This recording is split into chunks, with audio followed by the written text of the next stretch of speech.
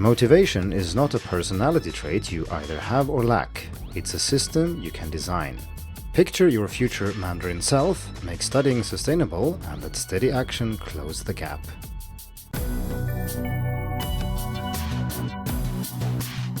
Hello and welcome to the Hacking Chinese podcast. In this week's episode, we are going to talk about motivation. This is a topic I have covered before on the podcast, namely in episode 188, where we talked about self-determination theory and how you can use that to boost your motivation to learn Mandarin. Motivation is typically not something we think too much about when we set out, because we have a strong motivation to learn, and when things are going well, motivation isn't really perceived to be a problem. But the longer we study, the more important it becomes to sustain this motivation.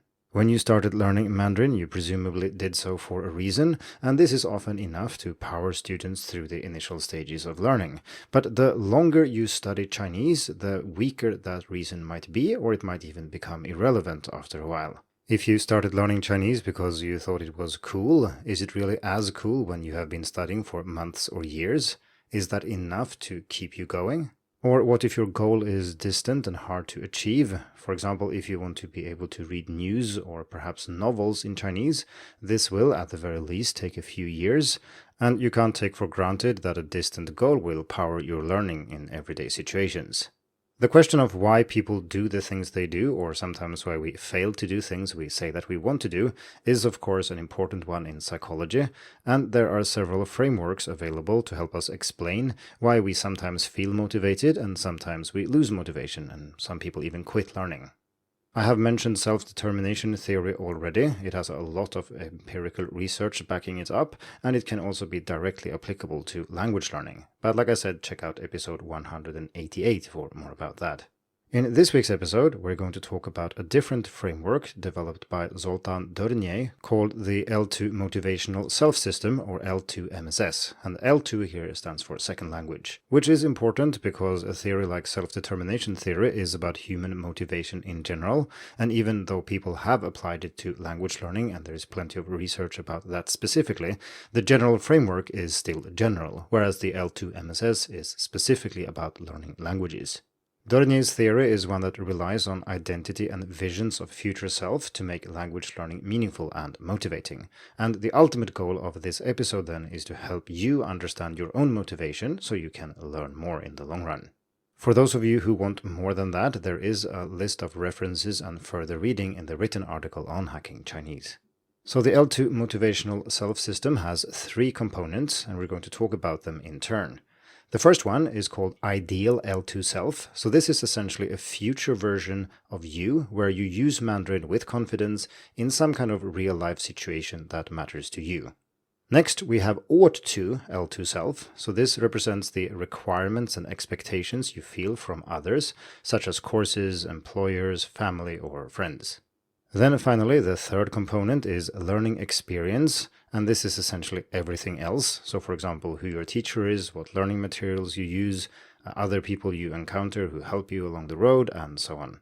The core idea here is to discuss different possible selves and see how we can move between them, and this theory was developed by Higgins and Marcus Honorius and others from the 1980s and onwards. Dernier then continued this research and applied it to language learning and teaching.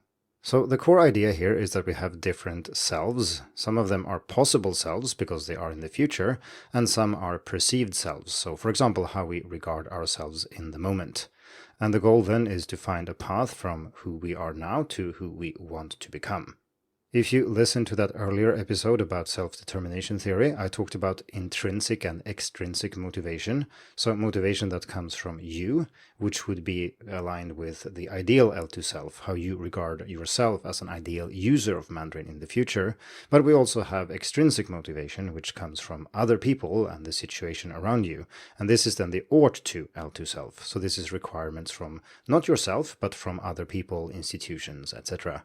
As we discussed in that episode as well, extrinsic motivation can sometimes be negative, and so having lots of pressure and requirements, etc., and essentially having goals you don't own yourself and don't have control over, can have negative impacts on your learning. So motivation is not just something you have or you don't have. There are many different kinds of motivation, and simply adding up so one kind of motivation doesn't automatically lead to another. For more about this, please check out episode 188 as mentioned. So let's talk about the three components in Dernier's theory here then in more detail. And so the first one then is ideal L2 self, and this is the core. And it's not a catchy phrase like being fluent in Mandarin, nor is it a concrete goal like passing HSK 9. Instead, it's a vivid vision that carries some kind of emotional weight, a mental movie if you will, where you use Mandarin successfully in a situation that matters to you.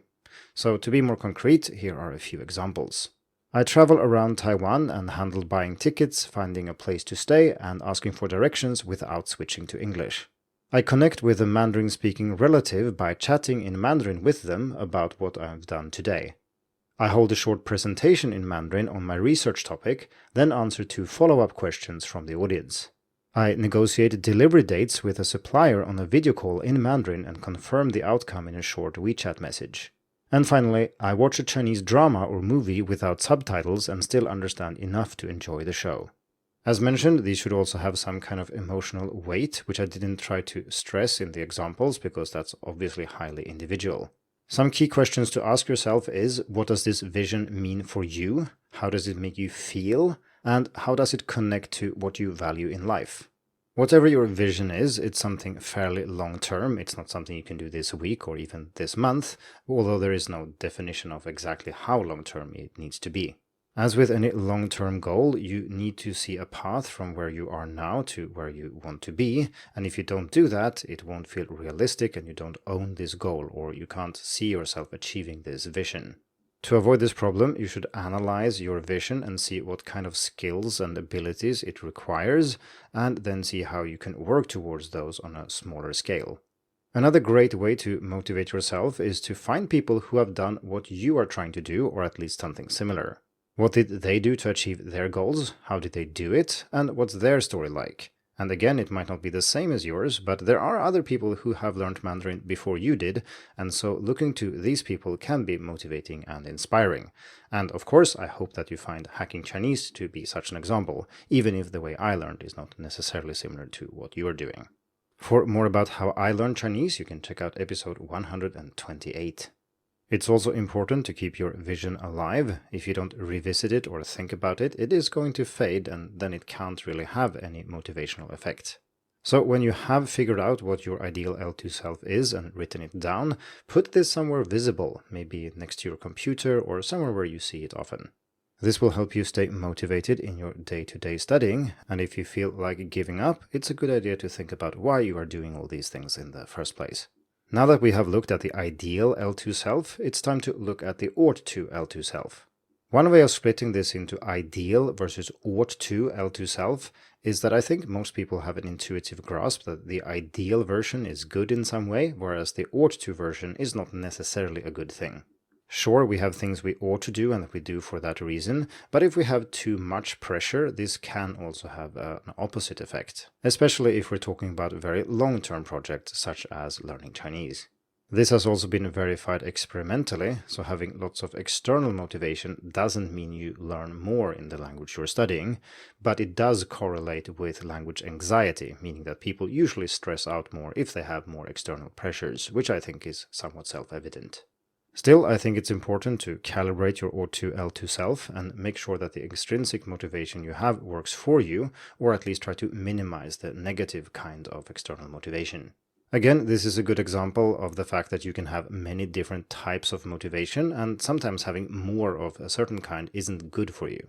A concrete way to make external motivation more internal is to reframe it as something positive instead of something negative. And I don't mean positive as in good here or negative as in bad, but instead 2 different kinds of goals. So first we have avoidance goals, and these are things you don't want to do and are therefore negatively framed. So for example, I want to avoid a bad grade, disappointing my family, or perhaps letting my boss down. These can fairly easily be reframed into approach goals, which are positive. So, for example, we could say, I want to get a good grade instead of avoiding a bad grade, or I want to make my family proud or happy instead of letting them down. And the same goes for the boss then. You want to impress them or make them think highly of you rather than avoiding letting them down. So in practical terms, these of course mean the same thing, but framing really does matter, and having approach goals has been shown to be more beneficial for motivation than having avoidance goals. And so this is one thing you can do to move goals from being purely extrinsic to being more intrinsic. And usually we can't just get rid of these. For example, if you're in a course, you can't just get rid of grades if you need the grades to pass the course, and that is important. But you can frame the grade in a positive manner. This brings us to the third component in Dornier's framework, which is learning experience. This is a miscellaneous category that contains a lot, because if you want this framework to cover everything, well, we have the L2 selves, the ideal L2 self and the O2 L2 self, but that obviously doesn't cover a lot of things. For example, who your teacher is, how they teach you, how you learn, what methods you use, the learning materials you engage with, the people you have around you, such as native speakers, friends, classmates, and so on. All these things are of course very important for not just your motivation, but how much Chinese you learn. And in this theory then they are all covered by learning experience. Because learning experience covers so much, I'm not going to discuss it here in detail. I mean, you could argue that most things I've written on Hacking Chinese are about learning experience, and it can be argued that the unique contribution by Dornier here is not this component, but rather the ideal L2 self and the ought to L2 self. Before we wrap up this episode, I want to say a few things what research says about the L2 motivational self-system, and again, the references can be found at the bottom of the written article on Hacking Chinese. A large meta-analysis by Al-Huri 2018 found that the ideal L2 self correlates strongly with intended effort. So that is essentially the student's self-reported willingness to invest time and energy into learning the language. The links to ought to L2 self and the L2 learning experience were moderate. Of course, what students say that they intend to do is not the same as what they do, and their motivation to learn is also maybe not directly correlated to how much they actually learn, because that can be related to many other things. For example, you can have a very strong motivation to learn, but if you don't have time, money, or resources, or you can't find people to talk to, etc., this still doesn't matter. You won't learn any Chinese anyway.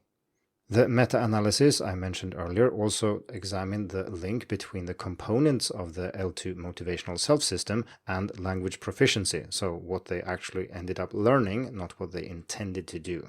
This is really hard to measure, and you can read the study if you want to know more details, but measuring how much people learn is hard, and making long-term studies where you follow up and see how much people actually do over years is also practically very hard.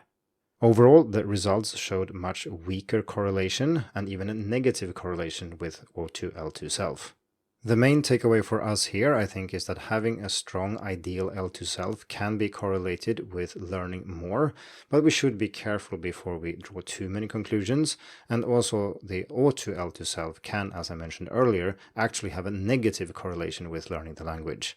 This result doesn't mean much on its own. You would need to break down ought to into many different kinds of motivation, because it seems obvious, for example, that if you have a strong incentive to learn, but the only reason you're learning is that somebody forces you to do it, this is indeed a strong motivation, but it's also understandable if that doesn't lead to long-term attainment, or even short-term if people pressure you too much.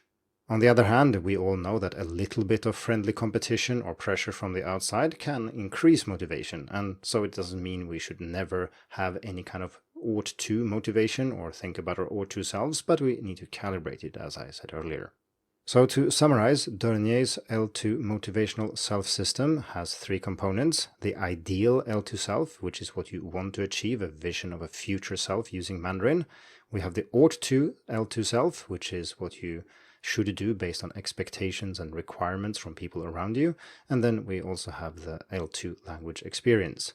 And to make use of this as a learner of Mandarin, you should make sure that your ideal L2 self is something you're aware of. What are you going to use Chinese for? What will that make you feel like? What will it enable you to do? And so on.